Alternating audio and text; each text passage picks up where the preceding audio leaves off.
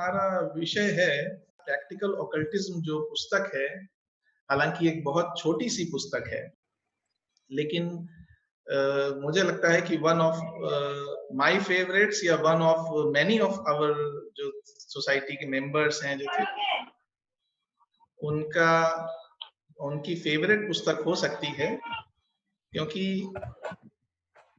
ये एक ऐसी पुस्तक है जो हमें केवल फिलॉसफी या थ्योरी के बारे में नहीं बताती है, बल्कि जो प्रैक्टिकल और थ्योरेटिकल के बीच का जो अंतर है उसको ब्रिज करने का काम करती है।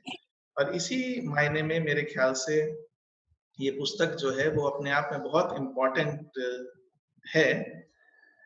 और इसको अगर देखें, प्रैक्टिकल ऑकल्टिज्म अर्थात व्यवहारिक, केवल ऐसी बात नहीं कि जो उसे हम कह दे रहे हैं, बल्कि उसको हम जीवन में उतारने की भी कोशिश करें। और आत्मविद्या अर्थात नॉलेज ऑफ द सेल्फ, कि हम स्वयं को जाने कि हम कौन हैं, क्या हम केवल शरीर हैं या शरीर के परे सूक्ष्म शरीर हैं या उसके भी परे कुछ हैं। ये जानने का ना केवल थ्योरी बल्कि प्रैक्टिकल कुछ सूत्र जिसे हम कह सकते हैं, फॉर्मूले जिन्हें हम कह सकते हैं, वो इस पुस्तक में हम लोगों के साथ एचपी ब्लवात्स्की ने शेयर किए हैं। और इसीलिए ये पुस्तक एक्चुअली मेरे ख्याल से तो one of the James of theosophical literature भी आराम से कही जा सकती है, क्योंकि आत्मविद्या सेल्फ को जानने के जितने भी हमारे तरीके हैं, उसमें आप हर स्टेप में इस पुस्तक में देखेंगे, हर जगह हमें अपने निम्न स्वभाव अर्थात हम सभी जानते हैं हमारे अंदर एक निम्न स्वभाव है, एक उच्च स्वभाव है। निम्न स्वभाव जो हम अपने पुराने, जहां से हम विकास करते हुए आ रहे हैं एनिमल किंगडम से, उसकी जो हैबिट्स हैं, उसके जो नेचर हैं, वो भी हमारे अंदर हैं। और जो हमारा जो दिव्य स्वभाव है, डिवाइन या स्पिरिचुअल नेचर है, वो भी हमारे अंदर है। तो मनुष्य एक्चुअली वो स्टेज है। मनुष्य का मतलब ये शरीर नहीं है, ये काफी क्लियर एचपी ब्लवात्स्की ने अपनी राइटिंग्स में किया है, क्योंकि मनुष्य किसी और ग्रह पे भी हो सकते हैं, लेकिन जरूरी नहीं है कि वो इसी रूप में हो, वो किसी और रूप में भी हो सकते हैं। लेकिन जो मेन चीज है मनुष्य होने की, वो है कि वो स्टेट ऑफ इवोल्यूशन जहां पे निम्न स्वभाव और उच्च स्वभाव को जोड़ने वाली कड़ी मन दोनों को जोड़ रहा है, और जहां दोनों के अंदर यह स्ट्रगल चल रहा है। तो हर क्षण हम देखते हैं कि हमारे अंदर हमारे निम्न स्वभाव और उच्च स्वभाव के बीच एक स्ट्रगल चल रहा है। स्ट्रगल कहाँ नहीं चल रहा है? उस व्यक्ति के अंदर जो अभी बिल्कुल ही इस स्टेज पे नहीं आया है। जैसा हम लोग अभी दुर्गा सप्तशती जो एक ग्रंथ है, हम सभी जानते हैं, उसमें पहली एक स्टेज है कि अभी विष्णु जी सो रहे हैं और मधु कैटभ का जन्म होता है। तो विष्णु जी सो रहे हैं, अर्थात अभी मनुष्य उस स्टेज में है जहां अभी विवेक, डिस्क्रिमिनेशन जगह ही नहीं है। तो वो व्यक्ति भी के अंदर भी कोई स्ट्रगल नहीं है। एक दूसरी जब व्यक्ति इन सभी स्ट्रगल के पार चला गया है, यानी जिसे हम सिद्ध महात्मा कहते हैं, एडेप्ट्स कहते हैं, वो इस मनुष्य विकास क्रम के बियॉन्ड चले गए हैं, वहां भी कोई स्ट्रगल नहीं है। जो स्ट्रगल है वो केवल है मनुष्य की उस स्टेज में जहां हमारा विवेक जागृत होने लगा है और अभी हमने अपने निम्न स्वभाव पे कंप्लीटली विजय या विक्ट्री नहीं प्राप्त की। तो इस बात को करने के लिए कैसे उसको अपने जीवन में उतारें, क्योंकि फिलॉसफीज, थ्योरीज तो बहुत बड़ी बड़ी हो सकती हैं, लेकिन हमारे जीवन में, डेली जीवन में जो छोटे छोटे स्टेप्स हैं, छोटी छोटी चीजें हैं, आदतें हैं, कैसे उनमें बदलाव लाके हम अपने को इस स्ट्रगल में विजयी बना सकते हैं, अपने दिव्य स्वभाव को, ये इस पुस्तक में बताया गया है। और इसीलिए ये पुस्तक अपने आप में बहुत महत्वपूर्ण हो जाती है, केवल मीटिंग में डिस्कस करने के लिए नहीं, बल्कि हर एक व्यक्ति जो इस मार्ग पे इंटरेस्टेड है, इसको अपने डेली स्टडी का हिस्सा बनाकर और उसको जीवन में अप्लाई करके इसका संपूर्ण लाभ उठा सकते हैं। तो हम लोगों ने पार्ट 1, पार्ट 2 किया, जिसे मम्मी ने, श्रीमती वसुमती अग्निहोत्री जी ने प्रेजेंट किया था पिछले 2 वीक्स में। और इस बार हम लोगों ने, चूंकि हम सभी अपनी लॉज में जो थियोसॉफिकल लाइफ के 3 पिलर्स हैं, स्टडी, मेडिटेशन और सर्विस, इन तीनों को अप्लाई करने की कोशिश करते हैं। तो मेडिटेशन अब हम लोग स्टडी करेंगे और एंड में हम लोग सबकी कल्याण के लिए कामना करके कम से कम मेंटल लेवल पे अपनी सर्विस को ऑफर करेंगे। तो आज हम लोग पार्ट 3 पे आते हैं। पार्ट 3 का जो पहला वर्ड है वो भी अपने आप में एक बड़ा महत्वपूर्ण शब्द है, लर्न। एचपी ब्लावत्स्की ये नहीं कह रही है कि ये मान लो, या मैं कह रही हूं, या महात्माओं ने ऐसा कहा है ऐसा कर लो। वो कह रही है लर्न। लर्न का मतलब क्या है? लर्न का मतलब है सही मायने में शिष्य होना, अर्थात the person who is ready to learn all the time. गुरु भी उतना आवश्यक नहीं है अगर हम सीखने के लिए रेडी हैं। अगर हम लर्न करने के लिए रेडी हैं तो हम कहीं से भी, किसी से भी कुछ भी सीख सकते हैं। और सबसे बड़ा एग्जाम्पल हमारे सामने ऋषि दत्तात्रेय जी का है, जिनके पास कोई फॉर्मल गुरु नहीं थे, लेकिन उन्होंने केवल अपने ऑब्जर्वेशन से जीवन का, चारों ओर की चीजों का, पंच तत्वों का, सन का, मून का, इन सभी का केवल ऑब्जर्वेशन करके उन्होंने जो विजडम प्राप्त की, तो उससे बड़ी सेल्फ रिलायंस मुझे समझ में नहीं आती है। और थियोसॉफिकल स्टडी में सदैव एचपीबी कहती रही है कि हमें सेल्फ रिलायंट बनना है, हमें किसी पे डिपेंडेंट नहीं होना है, हमें प्रवचन पे उतना डिपेंडेंट नहीं होना है जितना कि अपने स्ववचन पे। और ठीक है, हम लोग मीटिंग करते हैं, डिस्कस करते हैं, लेकिन सबके पास फ्रीडम ऑफ थॉट है। सो सबका अपना चिंतन है, अपनी गहराई में जाएं, चिंतन करें, और जो भी उससे एक जिस्ट, एक एसेंस निकालना है जीवन का, वो हम अपने लिए निकाल सकते हैं। तो वो सबसे पहला यही वर्ड कह रही है कि लर्न। और लर्न क्या करना है, क्या सीखना है? कि there is no cure for desire, no cure for love of reward, no cure for misery of longing. अर्थात इच्छा का कोई इलाज नहीं है।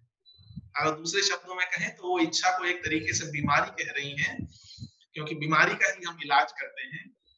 और लव ऑफ रिवॉर्ड, यानी हम कोई काम करते हैं और हमें उसका रिवॉर्ड चाहिए, हमें उसका फ्रूट्स चाहिए, या कम से कम कुछ नहीं तो हमें एक थैंक यू तो चाहिए ही चाहिए।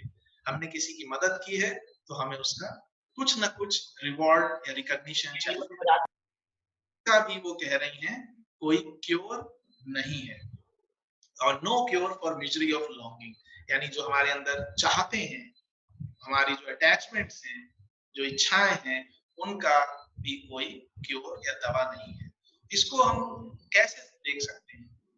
इसको अगर देखें जीवन में, तो हम सभी अपना जीवन जीते हैं। बचपन में हमारी कुछ इच्छाएं होती हैं कि मैं क्लास में फर्स्ट आ जाऊं, मैं क्लास में मॉनिटर बन जाऊं। वो हो गया तो चलो अब हाई स्कूल अच्छे परसेंटेज पे पास हो जाऊं, फिर नेक्स्ट एग्जाम, फिर मैं ये जॉब बन जाऊंगा तो मैं सेटिस्फाई हो जाऊंगा, हैप्पी हो जाऊंगा। जॉब मिल गई तो उसके बाद प्रमोशन, और ऐसे करते करते हम अचानक पाते हैं कि हम अपने एज के जो आफ्टर एंड पार्ट है, जो वृद्धावस्था है, उसमें पहुंच गए, लेकिन अभी इच्छाएं हैं वो अभी पूरी नहीं हुई। और इसीलिए हमें ये, अगर हम इसको ऑब्जर्व करें, ना केवल दूसरों के बातों से बल्कि अपने अंदर ऑब्जर्व करें कि मेरी क्या इच्छाएं थी, मुझे वो मिल गया जो मैंने चाहा था, लेकिन क्या इच्छा खत्म हुई? नहीं, वो और बढ़ गई। तो इच्छा का कोई इलाज नहीं है इस सेंस में। इसी प्रकार भले ही मुझे अपने काम का कितना भी रिकॉग्निशन मिल जाए, मैं हमेशा और की इच्छा करूंगा। और सबसे बड़ी बात हम अपने अंदर अनुभव करें कि जब हम एक शांतपूर्ण अवस्था में होते हैं, जो कि मान लीजिए हमारी कोई बहुत बड़ी इच्छा पूर्ण हुई है, हमें थोड़ा सुख मिला है, उस समय हम थोड़ा शांत अवस्था में हैं। लेकिन जैसे ही अगली इच्छा हमारे मन में आई, तुरंत हमारे अंदर एक तनाव, मैं ये नहीं कह रहा कि बहुत बुरा तनाव या बड़ा तनाव, लेकिन एक जो इक्विलिब्रियम की अवस्था थी उसमें कुछ डिफॉर्मेशन या एजिटेशन शुरू हो गया। तो अब ये इच्छा कैसे पूरी होगी, इसके बीच में कौन सी बाधाएं हैं, अगर नहीं पूरी हुई तो क्या होगा। तो इच्छा के पैदा होते ही हमारे अंदर की जो शांति थी वो चली गई, और जब तक फिर वो पूरी नहीं हो जाएगी तब तक ये स्ट्रगल चलता रहेगा। और जब वो पूरी भी हो जाएगी, मान लीजिए हमें कोई बहुत इच्छित वस्तु है, वो हमें प्राप्त भी हो गई, तो उसके बाद भी हमें ये डर लगा रहेगा कि कहीं ये हमसे छिन ना जाए। तो इस पूरे साइकिल में अगर देखें तो जब तक हम निरीह नहीं हो जाते हैं तब तक वो हमारे अंदर पीस ऑफ माइंड नहीं आएगी। और निरीह शब्द हम लोग पहले भी डिस्कस कर चुके हैं। निरीह शब्द भगवान शिव का एक नाम है, सिनोनिम है। निरीह का मतलब हम लोग सोचते हैं बहुत ही बेचारा व्यक्ति, बहुत ही कमजोर व्यक्ति, लेकिन उसका अर्थ बिल्कुल उल्टा है। निरीह अर्थात जिसकी कोई इच्छा नहीं हो या जो इच्छाओं के बियॉन्ड चला गया हो, तो वो है, वो वास्तव में जो इक्विलिब्रियम स्टेट ऑफ माइंड में है, पीसफुल स्टेट ऑफ माइंड में है, वही जीवन को सही तरीके से देख सकता है और जीवन में जो आने वाली चुनौतियां हैं उनको सही रूप से आंसर दे सकता है। और ये होगा कैसे, इसका केवल एक इलाज वो बता रही हैं कि ये सप्रेशन से नहीं होगा। हम चाहें कि इच्छा उठ रही है हमारे अंदर लेकिन उसको दबाएं तो भी ये नहीं होगा। इच्छा में हम इन्वॉल्व हो जाएं तो भी ये नहीं होगा बिना सोचे समझे। तो वो कह रही हैं इसका एक उपाय है, बल्कि दो उपाय हैं, कि save in the fixing of sight and hearing on that which is invisible and soundless। अर्थात अपने ध्यान को केवल उस एक, मैं वस्तु भी नहीं कह सकता, चीज भी नहीं कह सकता, लेकिन उस एक तत्व पे लगाए रखें जो कि अदृश्य है और जिसे सुना नहीं जा सकता। पैराडॉक्स है कि हम अपना ध्यान, अपना आंखें और अपना कान वहां लगाए रखें जो कि अदृश्य है और जो साउंडलेस है। एक विरोधाभास है अपने आप में, लेकिन कहने का मतलब है कि हम अपने ध्यान को, अपने मन को उस अवस्था पे लगाए रखें जो कि एटर्नल है, शाश्वत है। आगे इसी को एचपी ब्लॉवत्स्की ने कहा है कि live in the eternal, not in the future, not in the past, not even in the present, क्योंकि प्रेजेंट जैसी कोई चीज है ही नहीं, वो बाद में हम लोग डिस्कस करेंगे। लेकिन एटर्नल, एटर्नल नाउ, अगर हम अपने ध्यान को उस एटर्नल तत्व पे, एटर्नल तत्व क्या है, हम अपने चारों ओर देखें, वह तत्व जिसके कारण हम सभी जीवित हैं। क्योंकि जो बाकी कुछ भी है उसको अगर हम देखेंगे तो हम देखेंगे कि ठीक है, किसी चीज की आयु 1 वर्ष है, किसी की 2 वर्ष है, किसी की 100 वर्ष है, किसी की 50 वर्ष है, किसी की 200 वर्ष है, लेकिन हर चीज अल्टीमेटली नष्ट होने वाली है। तो हम अपने ध्यान को उस पर ब्रह्म, परम तत्व पे लगाएं जिस की कोई मृत्यु नहीं होती है, जो हमेशा था, है और रहेगा। हालांकि हमें उसका अनुभव नहीं है, लेकिन ये जो विचार है, जो अरूप विचार है जिसे हम कहते हैं, उस पे अगर हम चिंतन करेंगे, मनन करेंगे, तो हमारा ऑटोमेटिकली जो ध्यान है वो इच्छाओं से, टेम्पररी चीजों की इच्छाओं से डाइवर्ट हो जाएगा। ये बहुत ही एक नेचुरल प्रक्रिया है, क्योंकि मन एक एनर्जी है और उसको हम जिस भी दिशा में लगाएंगे वो चीज हमारे अंदर हावी हो जाएगी। और बहुत फेमस स्टेटमेंट या जो एक कहावत है, तिल का ताड़ बना देना। हम सभी जानते हैं कि तिल का ताड़ कैसे बनाया जाता है, कि छोटी सी चीज होगी लेकिन उसको इतना ध्यान देके, उसको इतना बड़ा करके बना दिया जाए कि वो हमें पहाड़ जैसी चीज लगने लगे। और वहीं पे पहाड़ जैसी चीज को हम कितना ध्यान दे रहे हैं वो हमारे लिए तिल के समान हो जाएगी। यही हमारे जीवन में आने वाले सुखों और दुखों पर भी अप्लाई होता है कि कितना ध्यान, कितना हम अपने माइंड की एनर्जी उस चीज को दे रहे हैं, उसी हिसाब से वो चीज हमारे लिए बड़ी या छोटी हो जाएगी। इसीलिए भगवान कृष्ण ने भी गीता में भी कहा है, अमृत बिंदु उपनिषद में भी कहा गया है कि मन एव मनुष्यानाम कारणम बंध मोक्ष्य बंधया विश्या शरीरो मुक्ताय निर्विषयम मन। अर्थात मन ही हमारे बंधन का कारण है और मन ही हमारे मोक्ष का कारण है।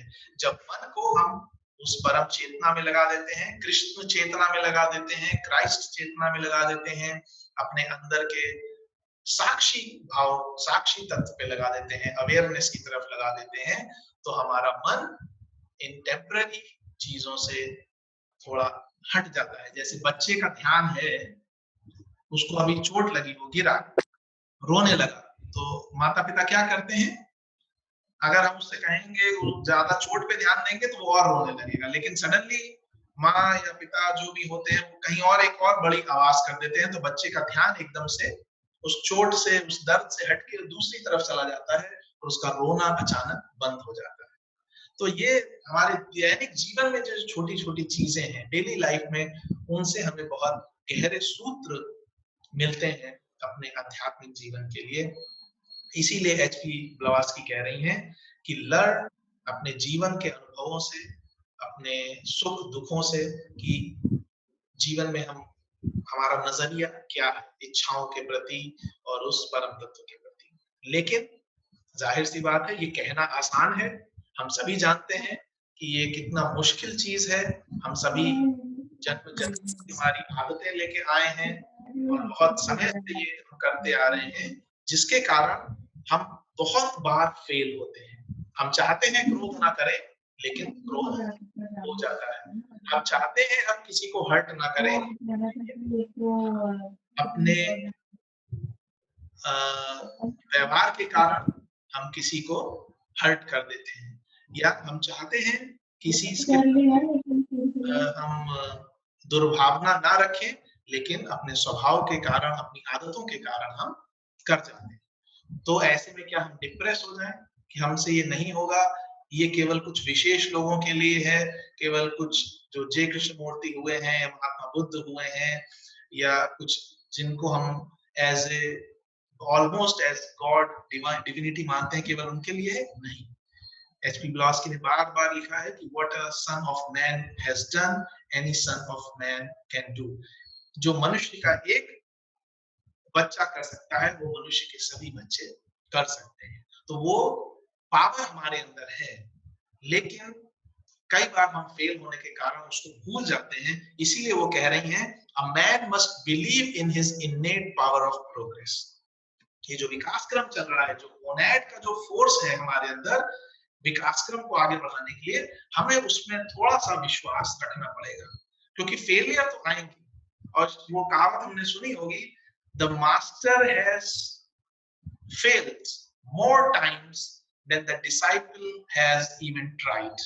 यानी हम सोच के अपनी कुछ असफलताओं को सोच रहे हैं कि हम सफल नहीं हो सकते, लेकिन जो महात्मा गण है, जो एडवांस सोल्स है, वो शायद हमसे भी ज्यादा फेल हुए हो, लेकिन इसीलिए वो कहते हैं one word to all the disciples. Mahatma अपने लेटर्स में कहते हैं one word which is try. Fail होते हैं, अगेन ट्राई। और ये हमारे जो युवा पीढ़ी है, जो हमारे साथ कुछ लोग जुड़े हुए हैं, आपके जीवन में भी अगर कोई उद्देश्य आप पूरा करना चाह रहे हैं, तो कोई इससे फर्क नहीं पड़ता कि हम कितनी बार फेल होते हैं। ठीक है, हम फुल मेहनत करें, एफर्ट करें, और रिजल्ट जो होगा देख लिया जाएगा। और साथ में ये कि जो भी होता है वो हमारे भले के लिए होता है।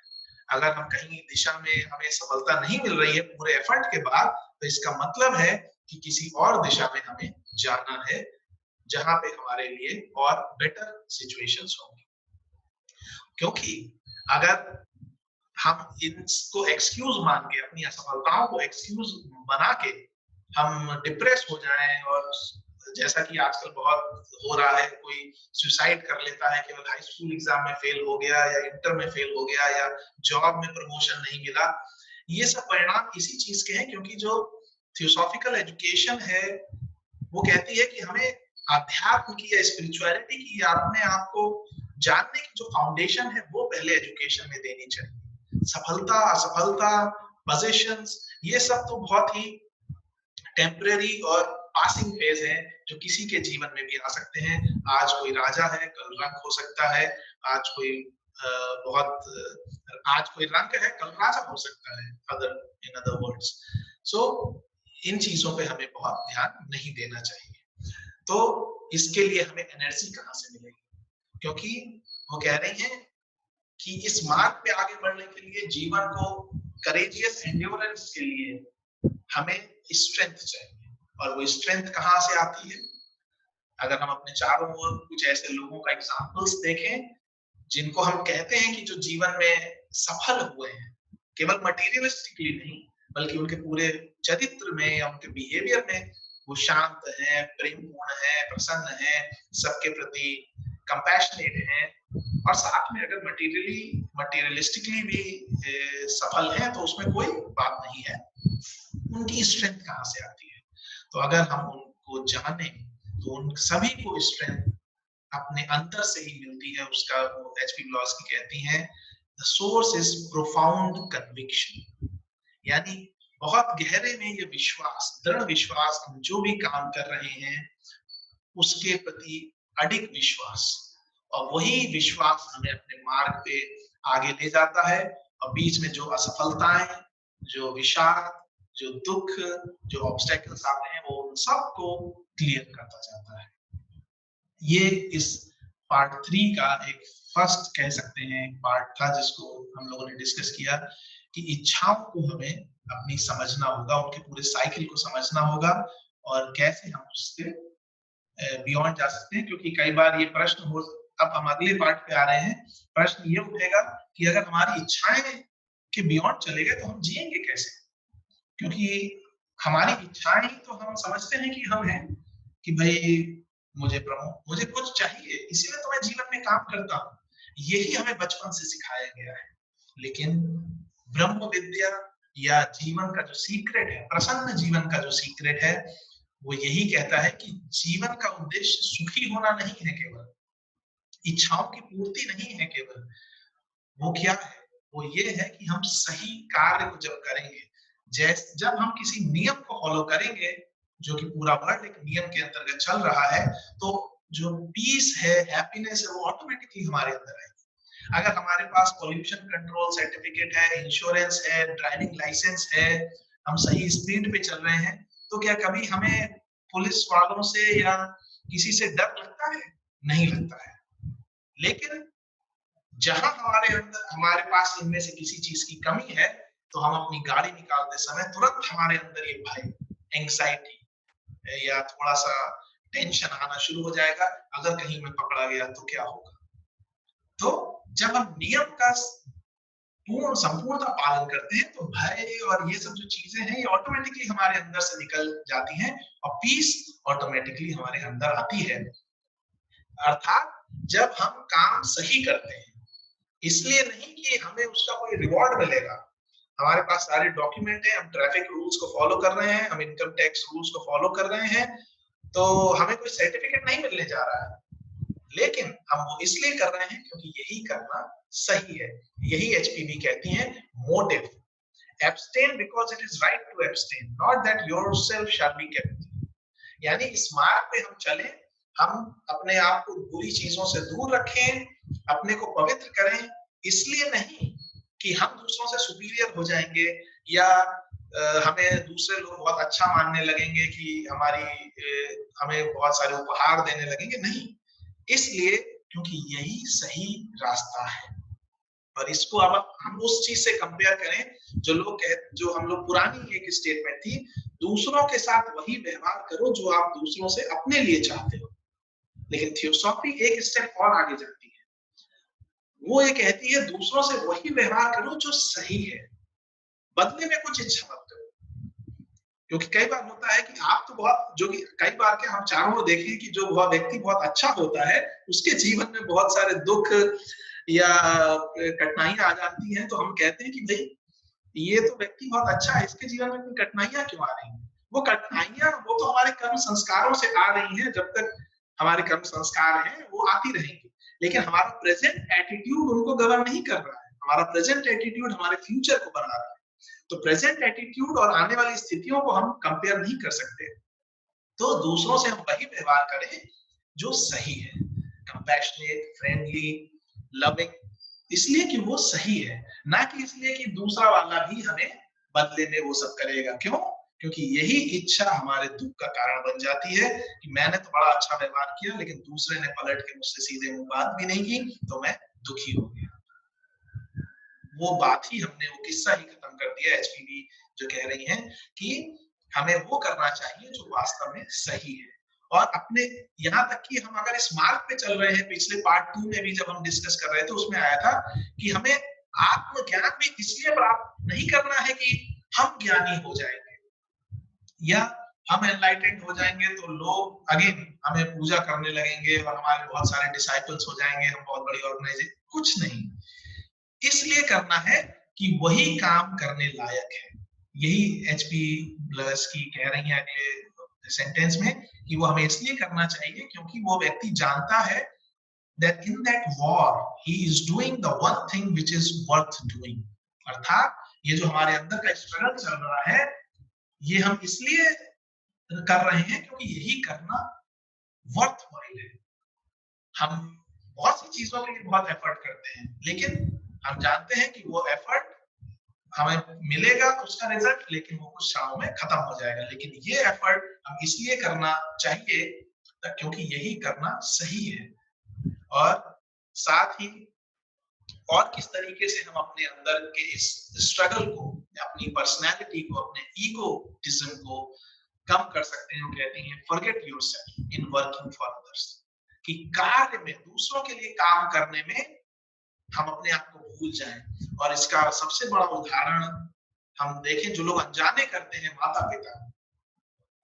अधिकांश हम देखें हाउस होल्ड में अगर देखें तो माता पिता जो होते हैं वो बच्चों के लिए कितना सेक्रीफाइस करते हैं, वो अपने आप को भूल जाते हैं बच्चों की इच्छाओं को पूरी करने में। तो इस प्रकार से हमारा जो गृहस्थ आश्रम है वो भी हमें ये सिखा रहा है कि किस तरह हम अपनी इच्छाओं को, अपने स्वभाव को के ऊपर विजय पाए दूसरों के लिए कार्य करने में।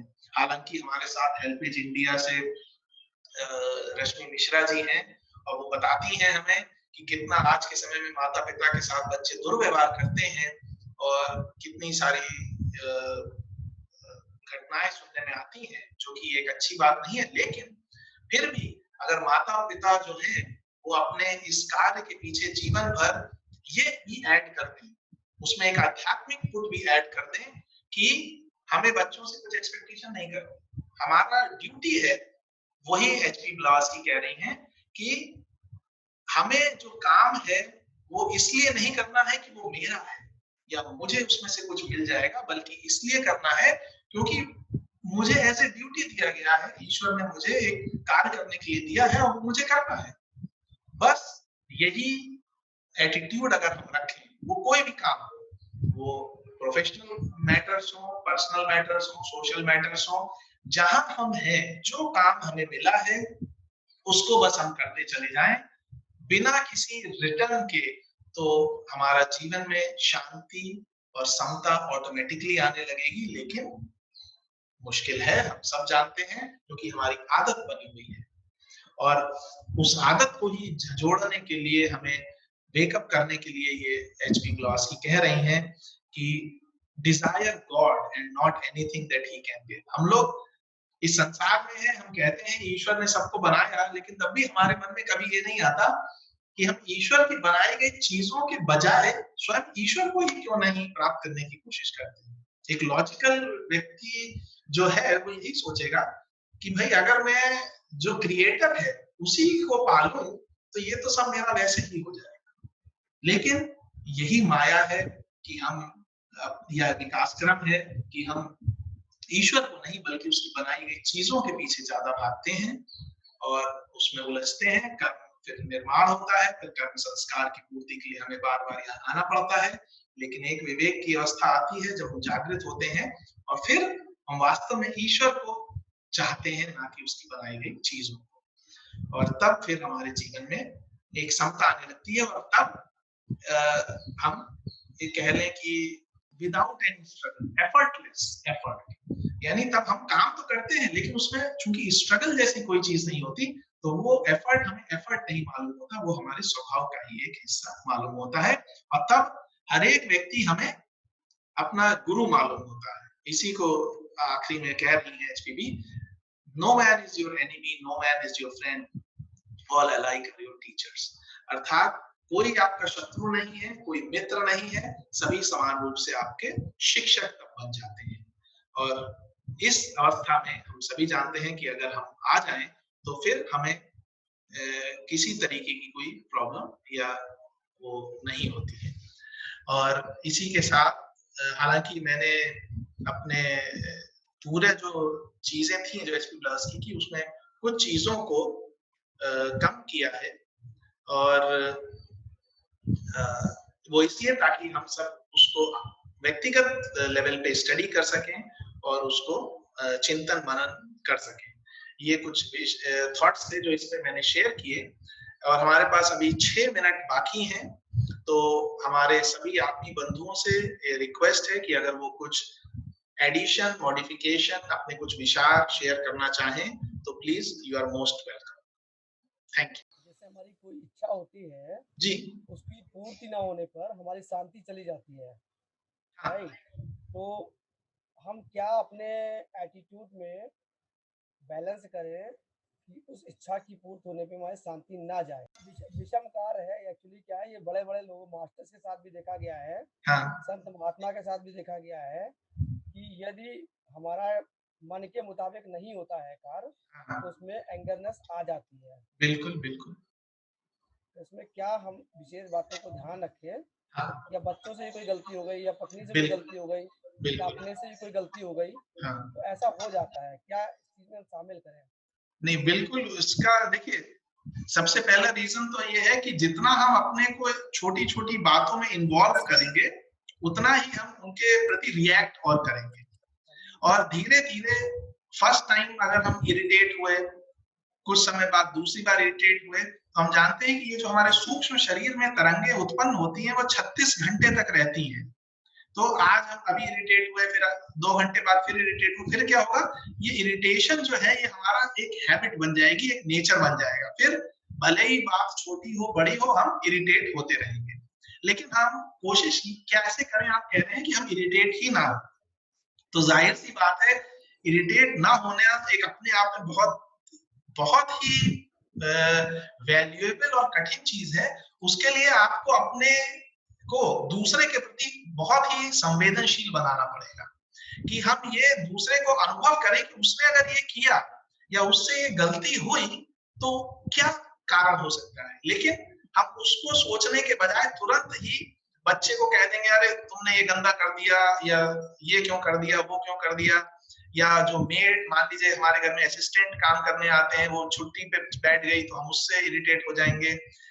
हमें समझना पड़ेगा कि उस घर जो व्यक्ति है उसकी मनोस्थिति को वो क्या है, उसने क्यों ये एक्शन लिया। और इसीलिए जहां एक्सपेक्टेशन होगी वहां इरिटेशन आना बहुत बहुत पॉसिबल है। इसीलिए जितनी हम अपनी एक्सपेक्टेशंस कम करते जाएंगे, लेकिन एक्सपेक्टेशन कम करें लेकिन अपनी ड्यूटी को अवश्य फॉलो करें। अगर बच्चे को हमें सिखाना है कि भाई हाँ क्या सही है, वो हम सिखाएं। लेकिन हम अगर चाहें कि वो हर कुछ सब कुछ ठीक करता चला जाएगा, तो नहीं, ये हम अपने दिमाग से निकाल दें। क्योंकि गलती बड़े-बड़े लोगों से हो जाती है, उसमें कोई प्रॉब्लम की बात नहीं है। इसलिए हम एक्सपेक्टेशंस को कम करें, लेकिन अपनी ड्यूटी को संपूर्ण तरीके से निभाने का प्रयास करें, तो इरिटेशन मेरे ख्याल से कम हो जाएगी। या हाँ, जी, जी। हाँ, शिखा जी, मैं कुछ कहना चाहती हूँ। जी, जी, जी, जी। हाँ, अभी विकास जी ने जो कहा, उसमें एक प्रैक्टिस और की जा सकती है इरिटेशन को बचाने के लिए। ये मेरा व्यक्तिगत विचार है कि अगर एक सिचुएशन हमारे सामने है जिसमें हम इरिटेट हुए, जैसे हम एक एग्जांपल ले लें कि मेड अगर आई है या देर से आई है और हम इरिटेट हुए, तो उस वक्त हो गए, कोई बात नहीं, पर बाद में हमें इस पूरी घटना को वैसे ही रिपीट करना है। पर सोचना ये है कि इरिटेट होके जो वाक्य हमने बोले थे, उसकी जगह हम दूसरे क्या बोल सकते थे। जैसे हम ये बोल सकते थे कि आप देर से आई हैं, शायद आपके साथ कोई समस्या रही होगी, क्या आप बताएंगी? और इसको 10 बार कम से कम रिहर्सल करें।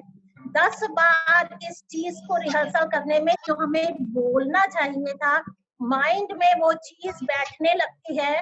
तब जब दोबारा उसी तरह की सिचुएशन आएगी तो 10 बार रिहर्सल किया हुआ माइंड उसको याद करेगा और दोबारा इरिटेट होने में थोड़ी सी कमी आएगी। दरअसल ये बिल्कुल वैसा ही है जैसे कि एक पाठ हम लोग पढ़ते हैं कई बार और तब एग्जाम देते हैं तो हमें वो पाठ याद रहता है। तो उस सिचुएशन में जो हमें करना चाहिए था उसका रिहर्सल हमें कम से कम दिन में एक बार 10 बार जरूर कर लेना चाहिए। ये मेरा व्यक्तिगत विचार है। नहीं, बिल्कुल बहुत ही अच्छी प्रैक्टिस मौसी ने बताई कि और क्योंकि मन हमारा हैबिट का क्रीचर है, जिस तरह की हैबिट में हम उसे डालेंगे वो जरूर करेगा। हमारे पास केवल 1 मिनट बचा है, मैं सबकी सहमति ये चाहता हूँ, क्या हम अगला सेशन स्टार्ट करें कुछ मिनट के लिए या आज को हम खत्म कर दें? अवश्य शुरू करें। शेखर सर 1 मिनट लूंगा मैं आपका। जी नहीं, 1 मिनट बस बाकी ही है। मैं हम लोग ओके, अगर मीटिंग खत्म होती है हम लोग फिर से लॉग इन कर लेंगे, ठीक है? ओके जी विनायक। ओके ठीक है। हाँ जी विनायक जी सर। नहीं कुछ नहीं। अच्छा कोई प्रश्न पूछ रहे थे कोई? हाँ शेखर सर, शेखर जी अभी है टाइम, शेयर कर सकते हैं अपन? हाँ कर लीजिए, अगर कट जाएगा तो नेक्स्ट फिर से लॉग इन कर लेंगे जी। अच्छा नहीं, वो बोला ना आपने 1 मिनट है इसलिए मैं कुछ बोल रहा था कि जो अभी जो चर्चाएं हो रही है और बहुत ही अच्छा आपका स्पीच इतना इजी लैंग्वेज में आपने समझाया, लेकिन मेरे को जो चीज इसमें आ रही है क्लियर कि एक तो मेंटल बॉन्डेज, हाँ इससे हमको बहुत दूर रहना होगा। बिल्कुल।